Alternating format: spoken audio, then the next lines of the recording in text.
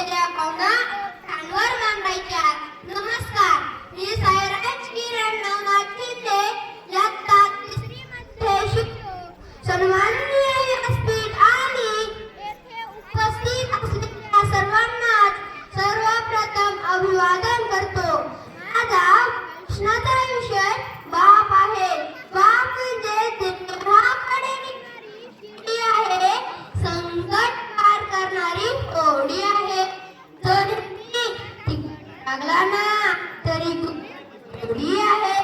दिवसभर घरी काम करणारी आई सर्वांनाच दिसते, पण दिवस करणारा बाप कोणालाच दिसत नाही. बाप सकाळी लवकर दिवसभर कष्ट करताना तो स्वतः न दमता उन्हाळा दमवतो.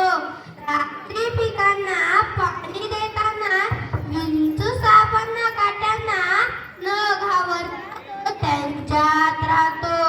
इतके कष्ट करूनही त्या काळ्या आईच्या धान्याला सरकार भाव देत नाही ना, तेव्हा तो न घाबरता पुन्हा संघर्ष करतो.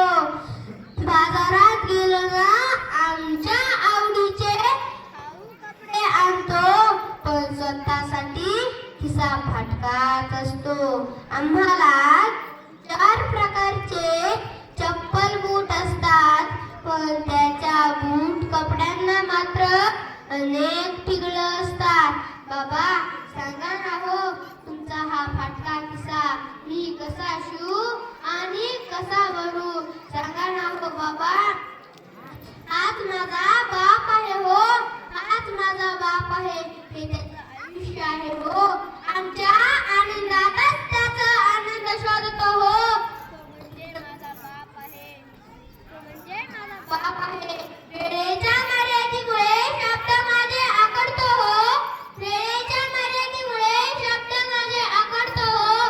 बापाचा बाप होऊन कधी बघा ना हो, त्याचे खडबडीत हात कधी हातात घ्या ना हो.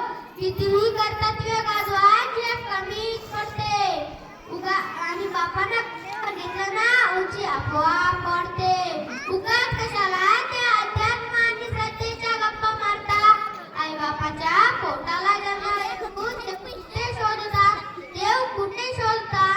आई बापाला काच्या प्रेमाची सतत बुद्धी असते. बाळानं कधीच खाऊ आणला नाही तरी बाबा सदा आनंदी. बापाचं एकच स्वप्न असतं, तुला मोठा व्यक्ती घडायचं. बाबा तुझा संघर्ष माझी प्रेरणा आहे. मी जिंकेन तुझ्या संघर्षावर, हा माझा शब्द आहे. नको कोणाची स्पर्धा देवा,